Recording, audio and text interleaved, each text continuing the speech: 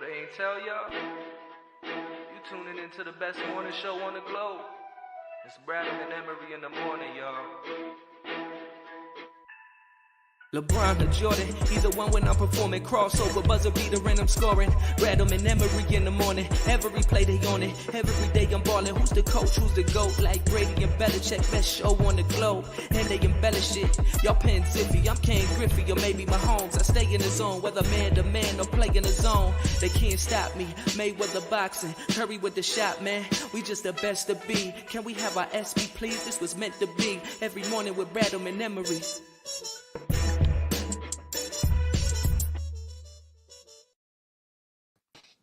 Yes, sir. You know the vibes. Bradham in the morning. Marques and Justin. Yo. So let's just cut right to the chase. 48 hours ago, Bryce Harper goes down and starting another edition of This Is Why We Can't Have Nice Things in Philadelphia.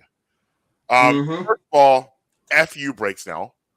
It does not make me feel better that you did not mean to throw a 97-mile-per-hour fastball at our best player's face. That does not make me feel good. And Bryce may forgive you, but right now I don't forgive you. And this is something we touched on and talked about last year, if you remember at some point, is the idea that while guys have better arms today, guys can't pitch today. It is a problem to me. And I don't know what we can do about this, but we've got to do a better job protecting these guys at the plate. This is happening far too frequent, where guys are getting thrown and nearly dying, getting hit in the face, the head, the arm, the hand, all sorts of places. Now, listen, guys have been hit before 20, 30 years ago. But when you threw it, and listen, Blake Snell said he didn't throw it somewhere. And again, I'm going to go back to my original point. It does not make me feel better. You didn't mean to do it. That's even more, to me, more reckless that you weren't trying to do that. It was an accident. Guys 30, 40 years ago, guys got hit before. You would have close calls. You would have guys, throw at other guys' heads. You would have guys throw at people's, mostly the back, but the control was there. We're losing. It's such a lack of control right now with guys. And these guys have much more powerful arms than they did 30, 40 years ago. You got guys throwing Blake Snell throws between 97 and 100 miles an hour. These guys are throwing exceptionally fast, and we're not going to be happy that someone gets killed. Like, we're really not going to be happy if someone dies in the batter's box. Your head was not meant to take a 99-mile-per-hour fastball off it from 60 feet. It just wasn't. And this is the second time. Like, Bryce Harper got hit in the face last year. And really, the only reason he gets hit in the thumb this year is because he was trying to dodge getting hit in the face. Like, did you hear what he said after the game? I do. I think I have the quote. Do you have it pulled He's up? like, yeah, he said, I was really just trying to avoid getting hit in the face. I've never dealt with an injury like this before. I've never broken a bone. I would rather get hit in the face than the hand because my face doesn't break bones. Right. Which I don't agree with that, because really, if you asked me last year, I mean, I understand he was saying it as a joke, but still. Last year when he got drilled in the face, he was quite fortunate that didn't end worse than it could have ended. But it's just it's frustrating for me. Big facts. It's frustrating for me because this is a problem in baseball that I feel like is not being discussed enough. These pitchers and their lack of control and lack of discipline. You're seeing it like once and twice a game. A guy having to get out of the way like his dodgeball, like a trampoline park. Like, no, this isn't. This is a hard ball going up to the plate at 99 miles an hour. And again, until someone gets seriously hurt or dies, I don't know that we're going to have a real conversation about the idea that these guys are coming up not actually understanding how to pitch. They know how to throw, but they can't pitch. Big difference. Are you familiar with Fangraphs? The website? No. So they do like deep, like season-long analytics for baseball. Like for the fans, like sabermetrics and things like that for the fans to look at and whatnot. So that people like you and I can just easily go to their website and pull up the information that we need. Mm-hmm. So they actually have an article on this. It looks like it's during this year's spring training that it came out. It tracks every year from 2015 to 2021. So what's that? 1, 2, 3, 4, 5, 7 seasons. And it has the hit by pitch percentage tracked by each season. It's not only is it just going up, it's jumping. Yeah. Example. And would you believe that it's relief pitchers, not starting pitchers? I would, yeah. Because I think they're even worse. They're a bigger problem to me than the starters. Yeah. Since 2015, the hit by pitch percentage from relief pitchers has nearly doubled in just the last 7 years. So starting pitchers in 15 hit batters an average of 0.87%. 16 actually went down, went 0.85%, which was where the low is for this whole graph. 17, 0.91. 18, 0.99. 19, 0.98. Then here it comes, 2020, 1.08. 21, 1.16. That's the starting pitchers. The relief pitchers, it just goes up every single season. To where we're at for this year, relief pitchers are hitting batters almost 2% of the time. And that's not based off of pitches. That's based off of batters faced. So that means that if you face 100 batters, you're going to hit 2 of them. That's not good enough if you're a professional pitcher. Not at all. Like, you need to be hitting them 1 in every 400 to 500, not 2 in every 100.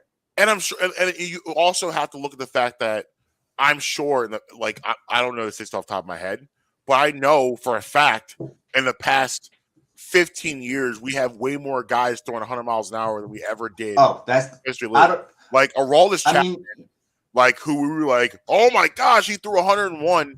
We have like 5 of those in the league now. Like, you know what I mean? Like, maybe even more than that. Like, there's so many guys now that are throwing plus 97 on a regular basis. It's not even impressive anymore when a guy does that. You expect that today. And that's the part to me that's so dangerous. I don't know. Well, I do know the solution to the problem. These guys need to be trained better in the minor leagues. They need to be worked with more. And that's the solution, is that you're sending these guys up and they're not ready to pitch. And like, you just can't have guys like this throwing this hard and having a lack in control. Those two things don't go together. They just don't. It's dangerous.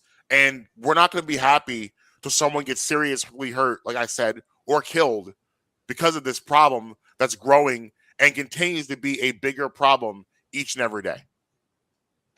Part of it is that the evolution of the sport, like you have kids that are training right now at 8, 9, 10 years old to be a starting pitcher. You didn't have that 30 years ago. Right. It was basketball season, and then it was baseball season, and then it was football season, and you played it. Now you have kids that, all right, I'm a pitcher.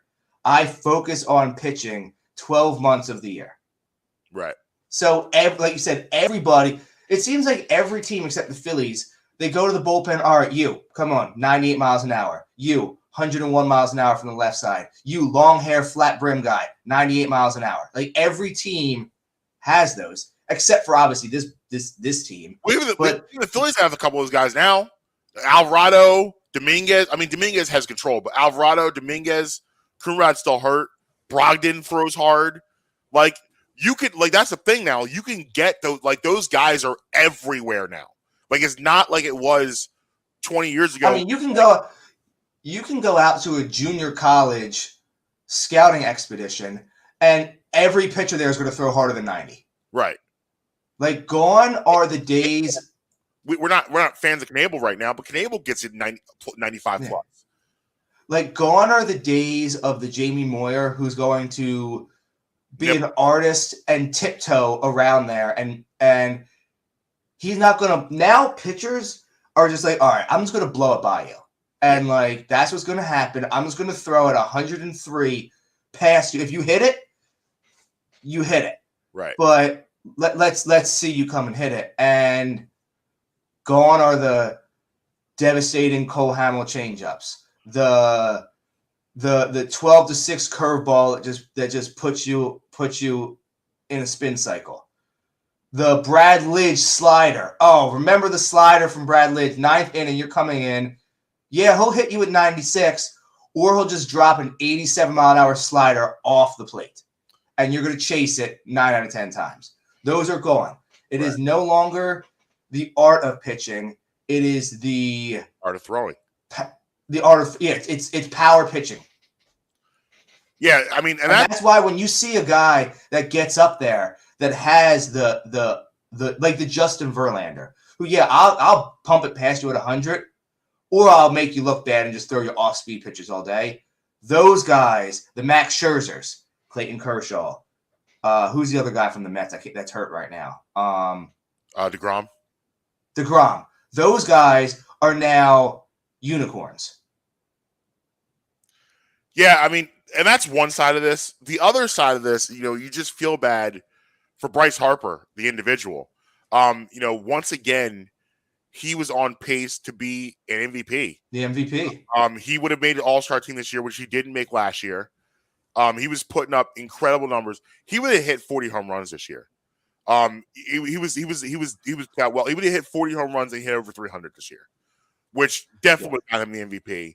I mean, he was leading basically almost every offensive category. So you feel bad for him that he's going to be out, as they said, indefinitely. Now, I do believe that if the Phillies are in the hunt in September, he'll be back in September. I mean, let me ask you this real quick. Yeah. So, say they fall off the table. Like, I don't know. Have you ever broken a finger? Yes. Mm-hmm. But it's they're awkward. They're awkwardly annoying. Baseball. Yeah. Yeah, they're awkwardly annoying. You don't know if you're going to be out for 2 weeks or 6 weeks. Like, you just don't know. Right. So, if they fall, so let's just say that he's out 4 weeks. Mm-hmm. And that includes, because he's going to have to go at least on a 1 or 2 game rehab assignment. They're not just going to put him back in the lineup. Right. Let's say he's out 4 weeks. If they fall off the table to where they were like during the Girardi days, is this the time when you also just have him get the Tommy John? Yeah, I thought you were going to bring that up. And if they fall off the table, yes. But I'm going to make an argument that number one, they shouldn't, and I don't think they will. I hope not. This team still should make the playoffs. And honestly, let's be positive about that portion of it, is that they're showing you to still be a playoff team. They've won the last 2 games without Bryce Harper.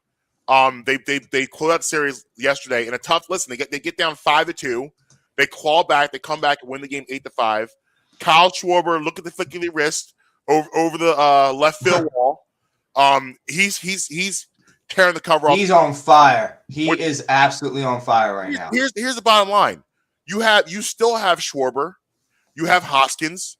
You have Castellanos. You have Realmuto. This is why you paid those guys for moments like this. Those 4 guys right there, I should be able to expect each one of them for a period of a couple days to carry a baseball team. That's what their role should be. Castellanos has been struggling, most of the year. We need you, bro. Schwarber's doing his job, so he's excluded from this. And Hoskins cooled off a little bit, but Hoskins, Castellanos, Realmuto, we need you guys to be the guys we think you are. And it's really that simple. If they can do that, they're going to be able to survive this wave. They have enough offense still where they still should be able to make the playoffs.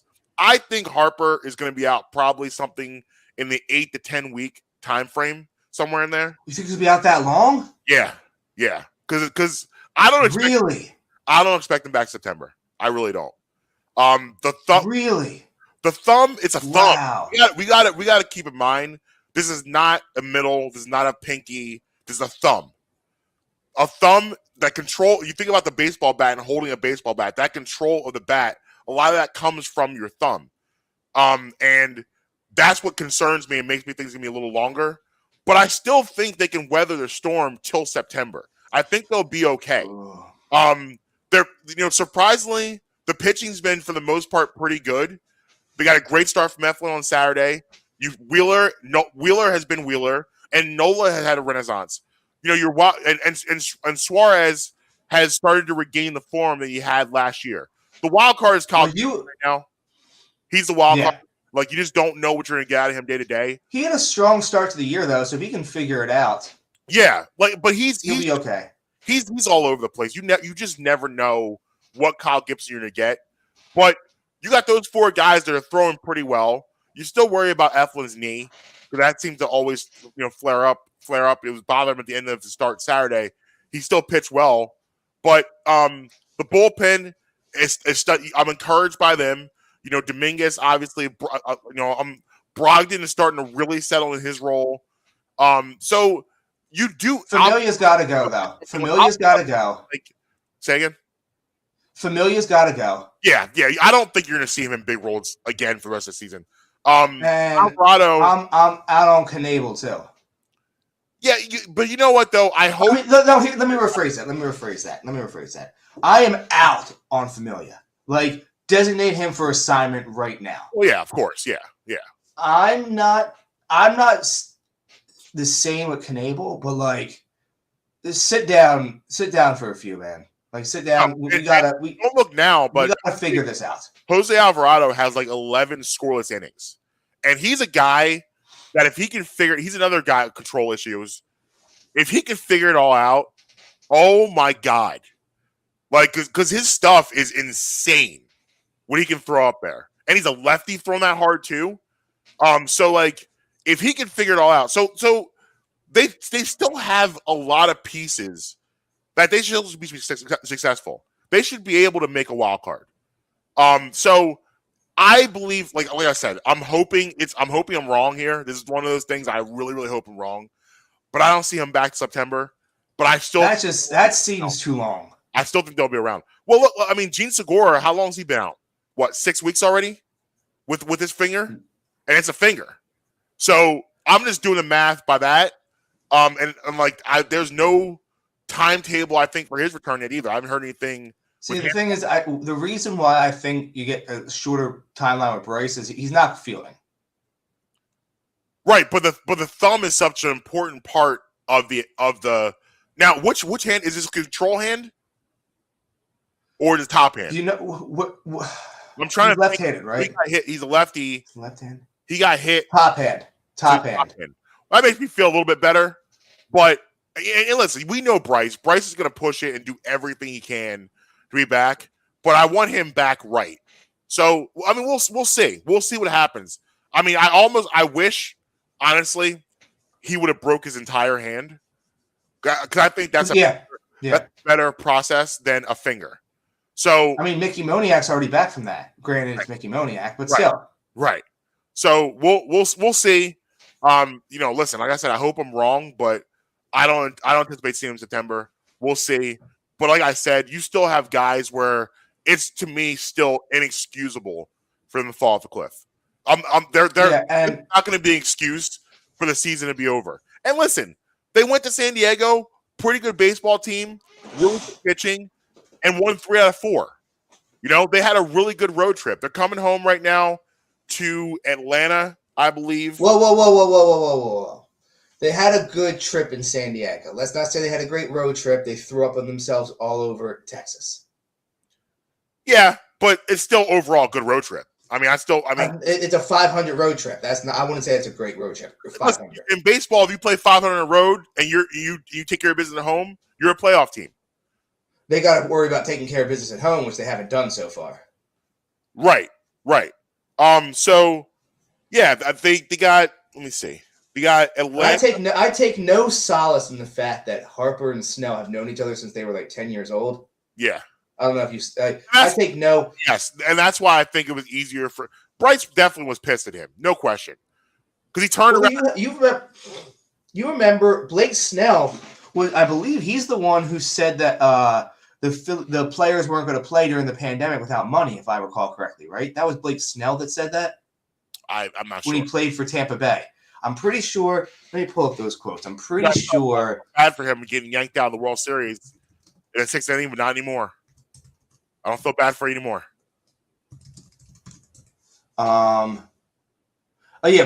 Blake Snell says, "I'm not playing unless I get mine. I'm not taking a pay cut to play during a pandemic-shortened season." That's what Blake Snell said back then. And I remember they asked Harper. He was like on his like Twitch stream or whatever it is that they do, and they were like talking to him on there. And they asked him about Blake Snell's comment. And first thing out of his mouth is, "Man, I love Blake. I've known him since we were kids. I love Blake." It's the first words out of his mouth. Yeah. But I'll tell you this, Marcus, if we were playing against each other and you broke my hand, I'm charging the mound. Yeah. I mean, I'm charging the mound. We can sort it out after the game, but in the moment, just know I'm charging the mound. Nowadays, like I'm gonna be real. I'm gonna really like I wouldn't talking about charging the mound in brawls. Did you see the Angels Mariners brawl? No, I didn't. Legitimate punches thrown. To see that. It was Rendon, I think his name is, that plays for the Angels. Or does he play for the Angels? Or does he still play for Washington? Rendon, I think is his last name. Rendon is Angels. He got a cast on his right arm. He's out there throwing haymakers, hit a dude in the face with his left hand. Right arm casted up, just wailing on. The closer of the Angels was throwing stuff from the Angels dugout into the Mariners dugout. Did someone get thrown at? It was somebody got hit, but it was one of those like upper thigh into like the ass region. Yeah. You don't charge the mound for those things. Right. Well, he charges the dugout. Wow. To go after the manager of the other team. Don't see that very often. It was, if you get a chance after the show, go just any platform, YouTube, anything. I'll check it out. It goes down. And it's not one of those where, okay, everybody comes out, okay, then they leave. Like, haymakers were thrown. Wow. And speaking about brawls on the field, what's up with the Union? Did you see that? No. So our favorite new Philadelphian, Ocho Cinco, was at the Union game yesterday. And I don't know who they were playing, but the trainers were out on the field attending to a Union player. Whether it's a real injury or a soccer injury, I'll leave that up to you to speculate. But the trainers are out there. Players on the other team were blocking the trainers to getting from the Union player. And one of the trainers for the Union like tries to move one of the players from the other team out of the way, the player pushes the trainer. What? It's all on video. And then the trainer gets up and goes over to the player, like, kind of like, get the F out of my way. And the referees had to come over and stop it. Like, a player in the other, could you imagine if a football player pushed the trainer of another team? Right. Wild. No.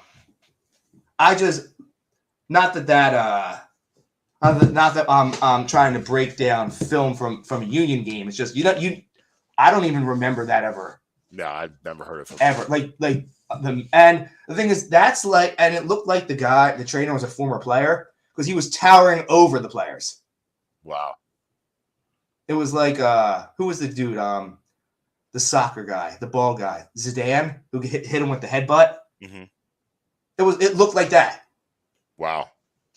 So I'll send you the video if I find it, but mind blowing. So the Phillies' next 5 series coming up. They're home. They're off today.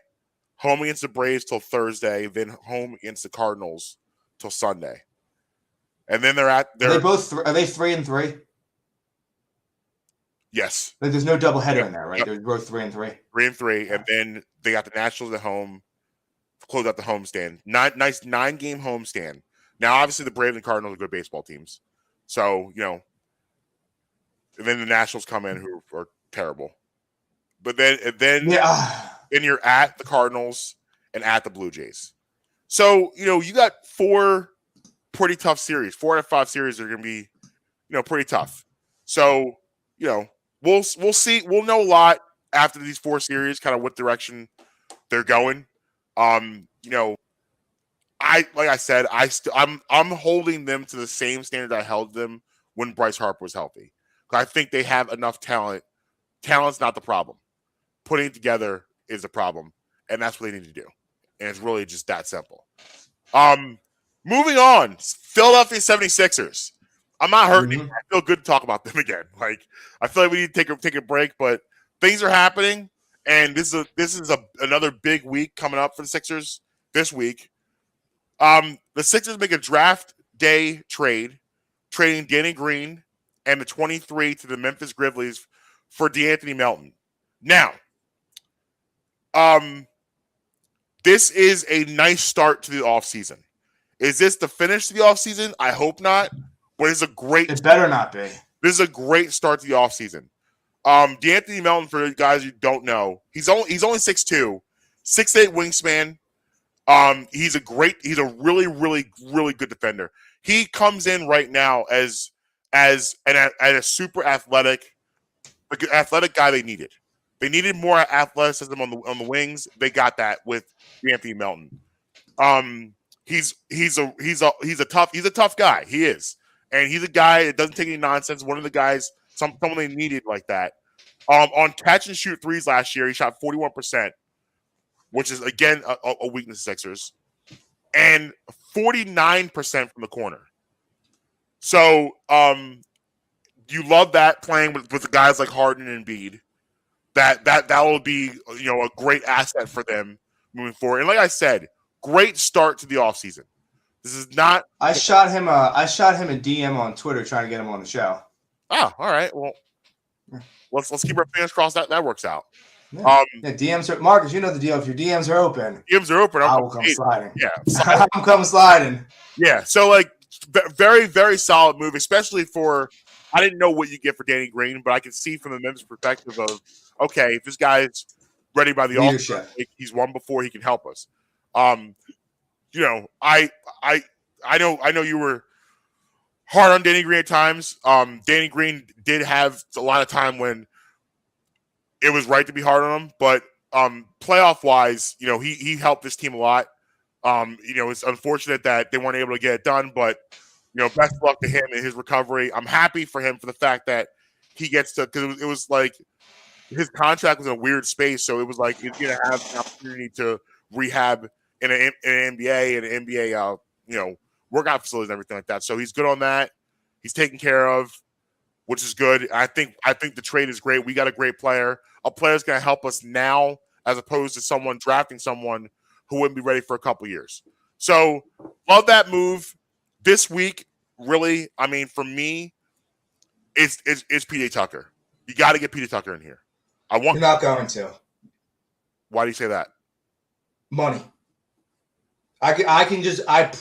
We will not get PJ Tucker unless he willingly takes a pay cut. Well, according to a lot of different reports, the Sixers are prepared to offer him 3 for $30 right now. Yeah, but we can't offer him the most. That's the thing. We can only offer him a mid-level exception. But the thing is, they're also still trying to move Tobias and possibly Matisse. So you move Tobias, it opens up a lot of things. Like, obviously, you're going to move here, but like, you do that because there's other reports too from a lot of reputable sources. PJ Tucker has interest in coming here and playing here. That's the biggest. Yeah, but like, out basically because you can have all the interest in the world of going somewhere, but are you willing to take less money? Well, if they're able to get him 3 years, $30 million, he's not going to get that anywhere else. He's 37 years old. No one's paying him that money. No one. No. That's a big contract for a guy at 37. And it's a gamble and a risk. But honestly, for me, people complain about that money. It's a risk I'm willing to take. Because Tom Moore had an article out last week where he went deep dive into why they're not going to get it. And it's basically just like there's teams out there that can just offer him more money. That's just point blank what it's like. Now, it's will they is the question. But there's teams that have the capability of offering him more money. Right, but you're not gonna like. I don't think anyone's going over $30 million for PJ Tucker. I just don't see it. Like, if someone's gonna go in and be like, "Yeah, we'll give you 4 years, $45 million," you're right. He's gonna take that. But who's gonna give a 37-year-old that type of contract? Like, I just don't see that happening. I think 3 years, $30 million is the best kind of contract he's going to be offered. I don't see anyone offering him any more than that. So if that happens, I think the Sixers are front runners because he wants, again, he's interested to come here. He's played with James Harden before. The Sixers still are a team that people look at as a top 4 or 5 team in the East. They're still, move 2, 3 away from really, really contending. He's a piece that they desperately need. So we'll see. We'll see what happens. I'm just telling you not to get your hopes up. Well, I'm hoping because that's a piece they desperately need. So I'm hoping that 3 years, $30 million is true. They really offer him that, and they just don't play around and they get it done. We'll see though. How bad do some of these draft picks look at the top of the draft?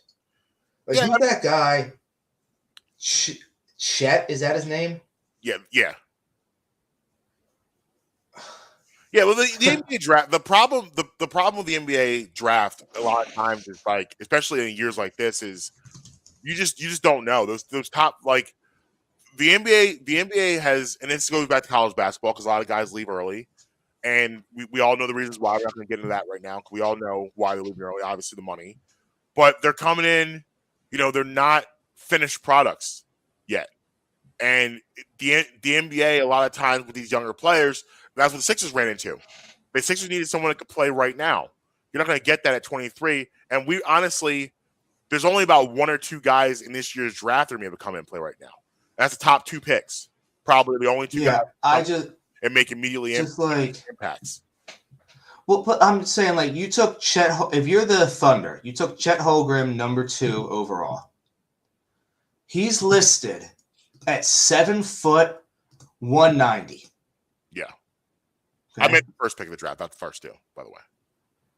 What's that? I meant the first pick of the draft. I said the first 2 are ready to play right now. So the first pick of the draft is the only one ready to play like right now. And come in and dominate. Yeah, look, but my thing is that Chet, so I'm assuming you're drafting him to be your eventual starting center. Would that be fair? You took him number 2 overall. Yeah. What are you going to do when it's a Thursday night in February and Embiid and the Sixers come to town? Right. What is this guy going to do with Embiid? Right. And let's take it down one. What's this going to do with what's this guy going to do with Cat? Like, let's not act like Karl Anthony Towns ain't going to eat this guy alive, let alone Embiid. You even got guys like Al Horford who will mess him up. Anthony Davis when he's healthy. Now, I'm not, obviously we're not the biggest fans of the Joker on this show, but what's he going to do with Jokic? Jokic will have a triple-double by halftime. Right, and you just wonder, like, is Adam Silver going to step in on Oklahoma City Thunder soon? You kind of see what they're doing down there. Well, if I'm an NBA GM, I'm not taking any one and dones as a big man. I need my big man to be filled out. Like, these guys are putting their jobs on the line for these 18, 19-year-old kids that don't pan out. Like, I look at his draft picture, Marcus, and tell me that this guy is going to be a dominant big man in the NBA. Like, just right. Let me pull it. I'll pull it up on the screen right here. Yeah, I mean, it's. But the thing is, in the NBA, a lot of times, and this was the part that sucks. Even in the lottery, you draft for potential more than you draft for what's going to happen right now. Like, even with Embiid, I mean, we talk about that, but look at Embiid when he got drafted. He was a beanpole. The Embiid we know today was not that Embiid. It took him a couple years to get there. So that's but he had a different, but like, you always looked like he could add to his frame. Like, he looked like he wasn't done yet. You know what I mean? This guy.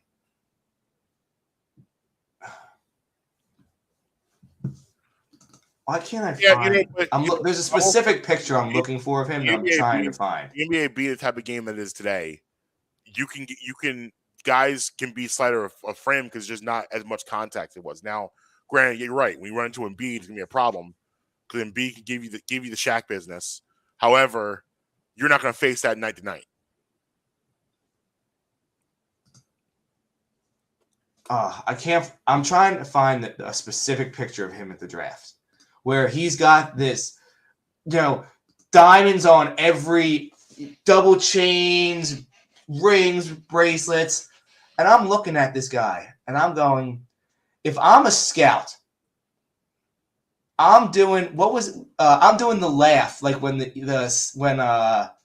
Eagles took Rager over Justin Jefferson and whoever the GM was of the Vikings laugh. Yeah. If whoever had the third pick this year, if I see that, and Oklahoma City with the number 2 overall select center, Chet Holmgren from Gonzaga University, I'm laughing. Right. I'm laughing because guess what? You screwed up and you're going to suck again next year. No disrespect to the kid. I don't know him. I never met him. But we're looking at who was the guy that went before Durant? I'm not sure. Greg Oden. Odom. Odom, whatever his name is. We're looking at that. Yeah.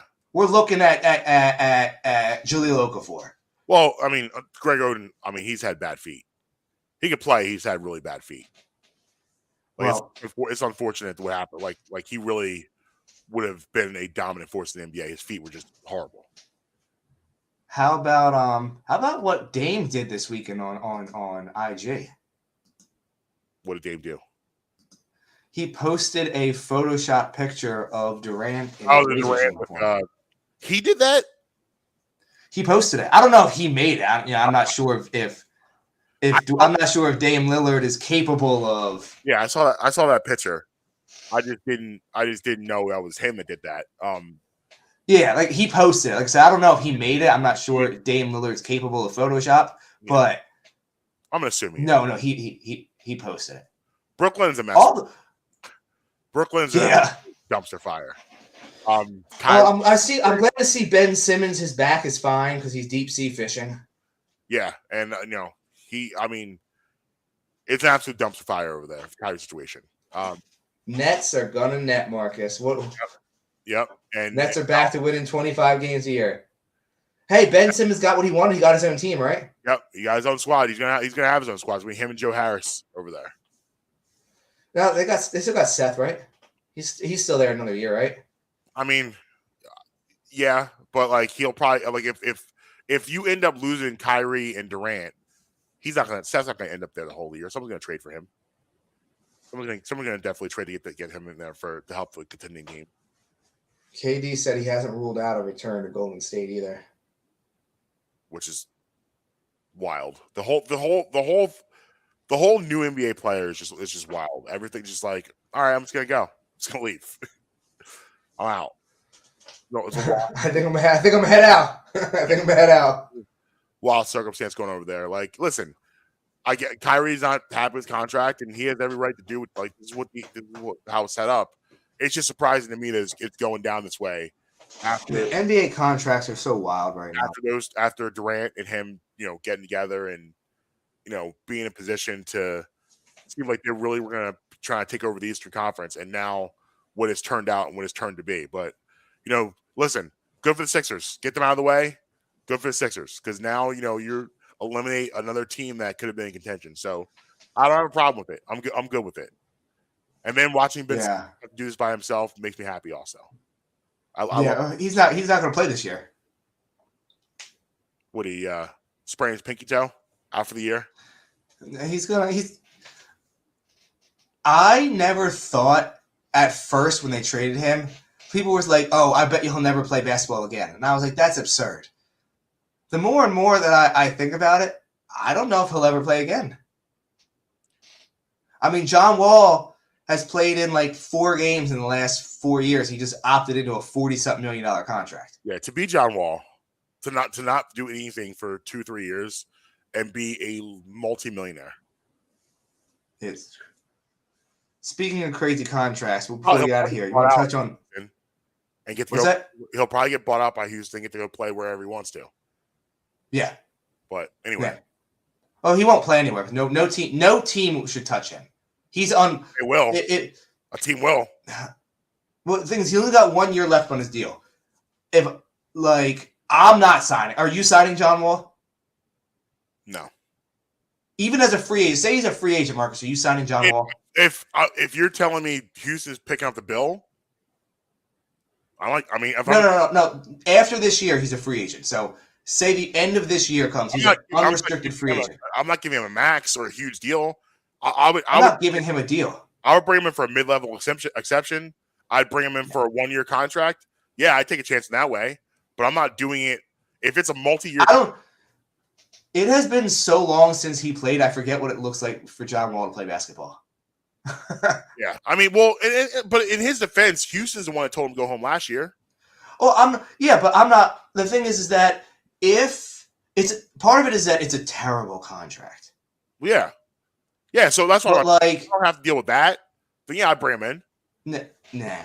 No, the thing is, I don't think he has anything left. Even for a free player, I don't think he has anything left to give you. The junk that floats around the NBA, I'm willing to give John Wall a look to see if he's there is some junk that floats around. You are right about that. Yeah, I'm willing to give him a look to see if he's okay. Before we get out of here, let's get in a quick unexpected NBA beef. Yeah. So Skip and Stephen A. mended fences. Yep. And now Skip got new smoke. Yeah. Yes. So for those who don't know, Skip Bayless, Russell Westbrook got into it. Skip made a comment on Twitter. Russell quoted the tweet basically saying, "Don't say anything you couldn't say to my face," which is laughable to me because obviously you don't know Skip Bayless. Now, Skip has been calling you this for the better part of a decade. Now listen, and not just that, like if here's the deal. If Russell Westbrook met Skip Bayless in the alley, do I believe that Russell Westbrook would kick Skip Bayless' ass? Absolutely. Skip Bayless is like a 70-year-old guy. Of course he will. Yeah, but here's the thing. That doesn't mean he won't say how he feels to your face. Yes. Like this is a man that called Chris Bosh Spice to his face on live TV. After Chris Bosh went on an entire monologue about how much his name means to him, and he doesn't like him being called that. And he said, "Okay, well, I'm going to call you Bosh Spice, and here's why." And literally just went right back at him. He's had these conversations before. He went through this with Mark Cuban, He went through this with Jalen Rose. Like, Skip Bayless is not at any point scared of the smoke. He's not. That's not how he's built. He's whatever he's going to say to you on Twitter, trust me, he's going to say it to you in person. And I don't know if I'm sure you've heard by now, he has since responded to that. Yeah. He's invited Russell Westbrook on his platform, which, all right, Russ, you said now you got to go on the platform now because now you look crazy. So if that's how you feel, go do it. And like, I don't like for me personally, I don't understand Westbrook's perspective on this because, bro, you play terrible. You're playing terrible. Like last year, you were legendarily awful. You were awful. Now, was it all? And then you opted into a $44 million contract. Was it all your fault the Lakers had the Lakers issue last year? Of course not. But you were a big reason why. Now, if you listen to the show, I told you guys that when LeBron and Westbrook playing together was a terrible match and would never work. And it didn't. And one of the reasons why it doesn't work because you can't shoot. It's really that simple. You can't shoot the basketball. And also, besides the fact you can't shoot, you turn the ball over at a historically high rate, which is some of the most ridiculous brain fart plays I've ever seen on a basketball court. So you can't get mad at people analyzing your horrible play. Like, if you want, here's the deal. If you don't want people talking about you in that way, play better. Play better. It's really that simple. Play better. It is that simple. It's not personal. Like I've heard Russell Westbrook's a great guy. Heard he's charitable. He has a wife. He has a family. Heard he's great. It has nothing to do with any of that. We're strictly talking about you on the court and how bad you were last year. That's an undisputed fact. So what are you mad about? Yeah, the problem with Westbrook is every time you criticize his play, he thinks that you're criticizing him personally in every aspect of his life. Which is not true. Well, I know it's not, but I'm saying tell that to him. Man, that's something you gotta work out within yourself. Like this, you're in a business. Like you opt into a $44 million contract, and we can't talk about you. Like you are in a business. You don't work at Walmart. You don't work at Target. You don't work at these places. Like if I came to Target and walked up to you and told you how bad you sucked, all right. Guys make $11 an hour. That's ridiculous. However, you make $44 million a year in the entertainment industry. That's really what this is at the end of the day. It's the entertainment industry. You play a sport, but you are part of the entertainment industry, which means I get to observe and talk about you. If you suck, I get to say how bad you suck. If you're good, I get to say how great you like. Keep the same energy. Your MVP year, when people were saying how great you were, how amazing you're playing after Kevin Durant left, you were all cheesing, all happy, right? Now it's the other side of the coin. What's the problem? And his lack of interviews are legendary. There's no way he would be able to go toe-to-toe with Skip on TV. I don't see it. He's not media trained enough to be able to do that. He's not media trained enough to do that with a regular reporter, let alone someone at the top of their game like Skip. In his arena, on his show. You know what I mean? He got into it with an LA writer a couple months ago that was asking him questions, and he was getting upset with them. And the guy's like, listen, man, I'm just doing my job. I got to ask questions. Like, what do you want me to do? Like, it's not my fault you suck right now. I didn't do that. Like, it's not my fault you shooting 10-footers, hitting the backboard, is not touching the rim, trying to shoot a bank shot. I didn't do that. It's not my fault you're airballing threes, throwing the ball in the stands. Like, I didn't do any of those things. When you say that, it just reminds me of when you were like, did I do that? Nah, Hove did that. So hopefully you won't have to go through that. Did I tell you to sell drugs? No, Hove did that. So hopefully you won't have to go through that. Oh, yeah. I love it. I don't know what this man's problem is. He needs to stop being so sensitive. Like, you are in the entertainment industry. This is what comes with it. If you don't like this, stop playing basketball, put down that $44 million then, and go away. Oh, that won't happen. Exactly. So then this is a part of the job. This is what it is. This is how it works. Like players like Russell Westbrook. At any point in time, people come on YouTube right now and tell us how much we suck, and we're just gonna have to deal with it. I don't like it. I'm gonna have to deal with it. Yep. Because I'm doing something in an entertainment platform, so I have to be accountable to the people. So I don't know. Players like Russ and John Wall, they're going to be brutal as they go into like retirement age. Yeah, because they're going to be like, well, we want $25 million a year. They need to take the Carmelo Anthony page out of the late career. Just get on a team and do what the team needs. Right.